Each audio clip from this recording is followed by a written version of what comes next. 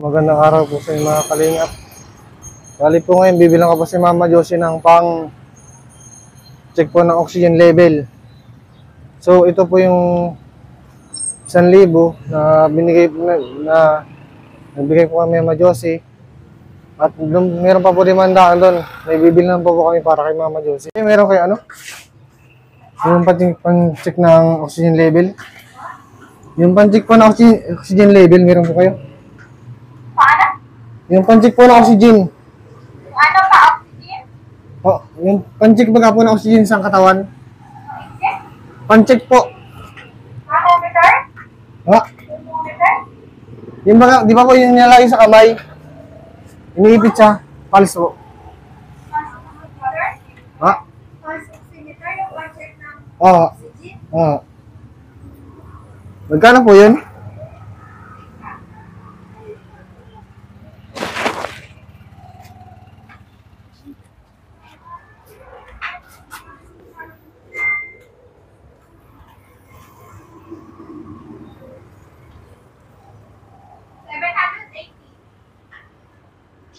Pati na po.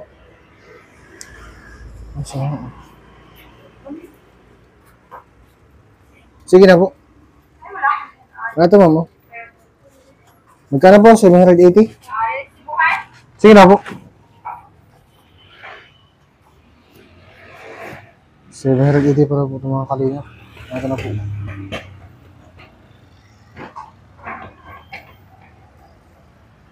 Pulse oximeter. Oximeter.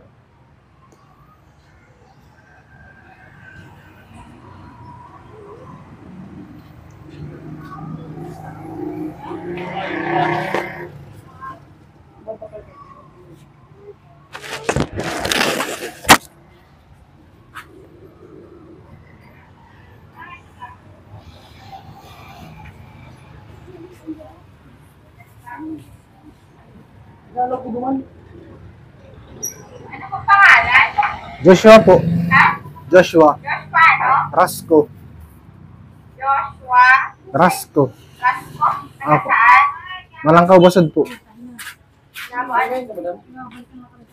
Parang uno.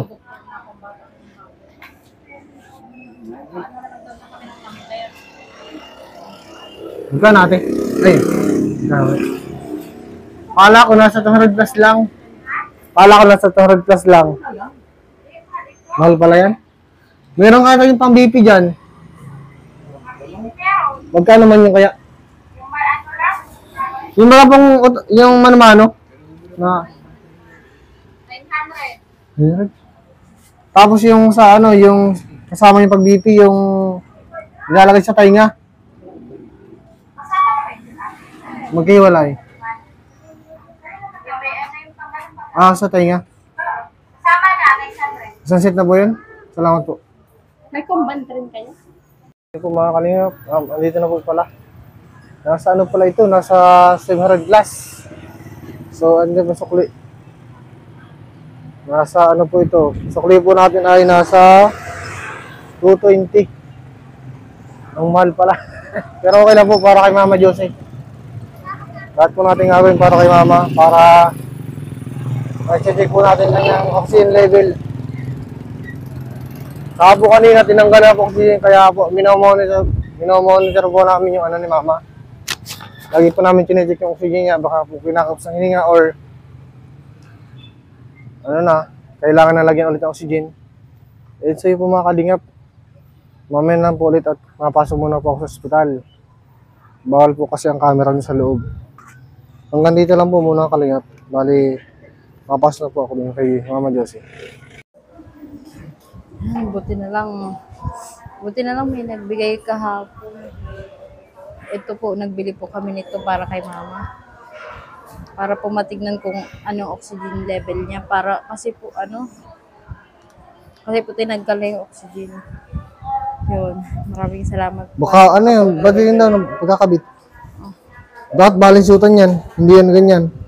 Pares ganun. Alam mo positive, negative? Oh. Sige.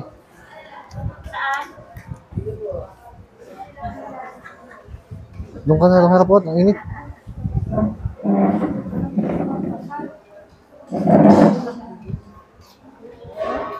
Bakit ganun siya? Positive, negative. Pero ano, string. Daddy, Hmm? bakit siya ganun? String, tapos positive, negative. Ano na, mabuhay. Hindutin mo. Ayun, Ayun. nagbuhay. Ganun talaga siya. Ano ba yan? Nakus! Ayun. Pink pati para kay mama. Hmm? Testing natin. Tapos, on.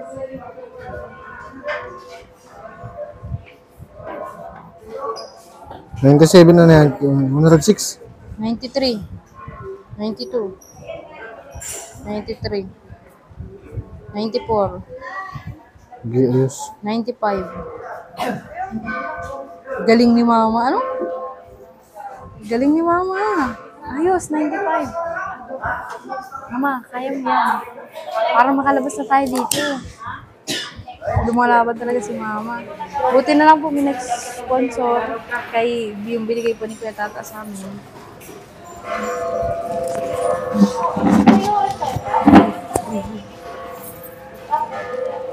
Buti na lang may nagbigay, nakabili po kami nito, tapos mabili na lang kami ng diaper. Yan po, 700 pesos po. 780. 780. 780 pesos po. May ano pa? May ha?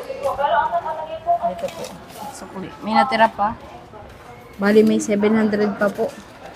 Papambili ng diaper, tsaka yung kailangan po dito, tsaka po pang ulam namin. Salamat po sa inyo.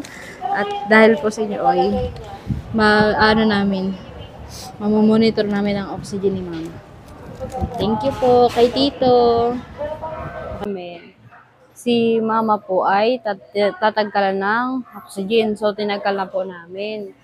Sabi ng doktor. Tapos, bantayan lang namin yung paghinga niya. Kaya po bumili kami nito. Yung ano po, yung may nagbigay po sa amin ng pera na 1.5 si Tito. Nalimutan ko po yung pangalan. Sorry po. At nalimutan ko. So, shoutout ko lang po kita pagdating po ni Kuya Tata para maalala ko. Ito po yung binili namin. Yan. Pang pulse oximeter. Kasi po, para titignan namin kung normal yung oxygen level ni mama, kung kailangan o hindi kailangan na ng oxygen. Kasi sabi ng doktor, tagalin na daw po para malaman kung pwede nang discharge po, mag-alis na po dito sa ospital para po magpagaling na po sa bahay.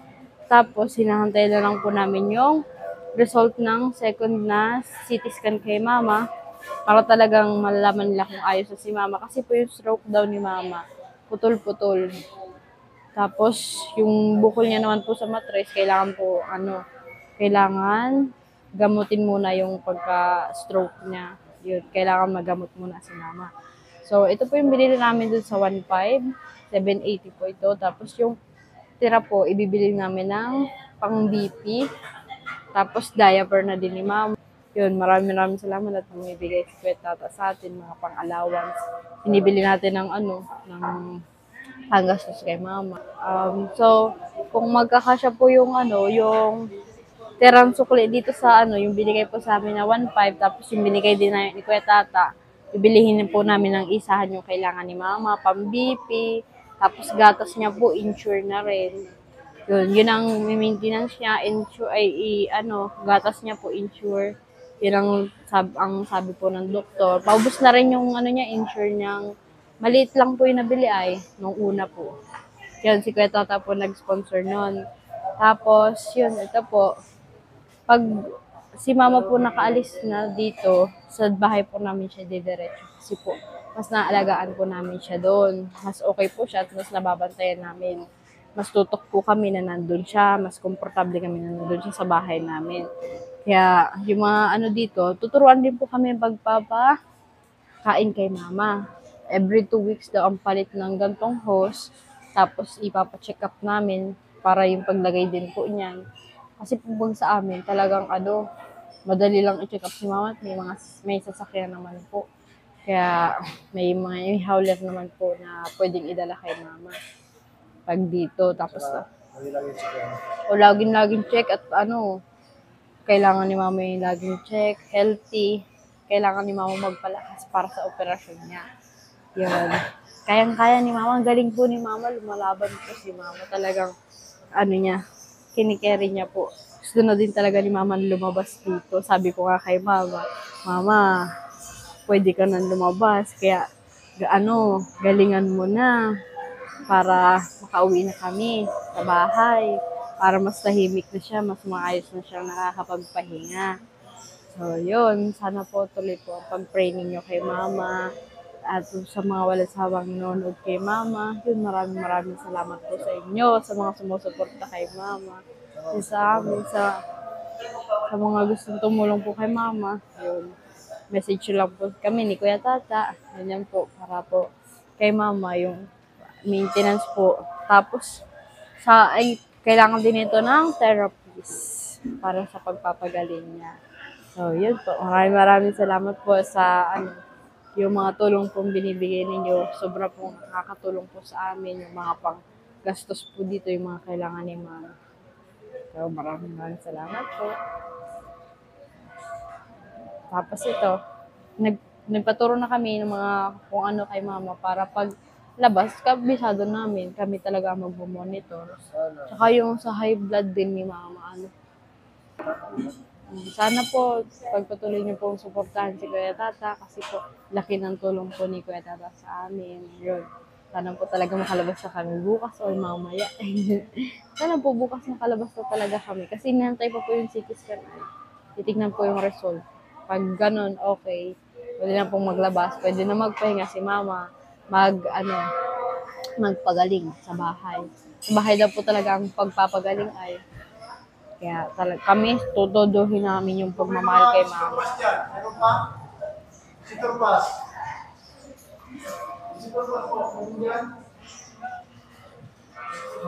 Mama, laban lang ha. Yun. Ang galing naman siya ni mama. Talagang bantay lang sa ganito kasi po wala na si mama ang oxygen. Normal na yung ni mama. Normal na siya. Medyo mataas lang yung heartbeat niya. Medyo mataas lang yung heartbeat. Hindi normal ang heartbeat niya. Oo, di normal ang heartbeat niya. Medyo mataas, pero okay naman daw yung sabi ba ng nurse. Sine-check namin sa nurse. Yung oxygen niya, okay naman. 94, kaso kailangan sige ng sige. Para talaga, Mama, magpatuloy mo lang yan ha. Para makalabas na tayo, di ba ayaw mo na nakakontine ka? Malabas na tayo, ang ganda na sinabi ng doktor. Yun yung natuwa ako kanina. At grabe. Pwede ka na daw lumabas. Siya, mama ha. Napakagaling mo. Dami niyo pang pupuntahan pala ni Kuya Tata. Mama, dami pang hinihintay ni Kuya Tata na gagawin ninyo. Mama, kayang-kaya mo yan. Diba? Pray lang po mga kalingap para kay mama. Ayan. Ito po yung niya. Medyo mataas nga lang po. 94, 100. Wala na. Ha? Nag-ano na. Ayan. Yung sa heartbeat niya, ilan? Heartbeat niya, 104. Is 93. Ilan?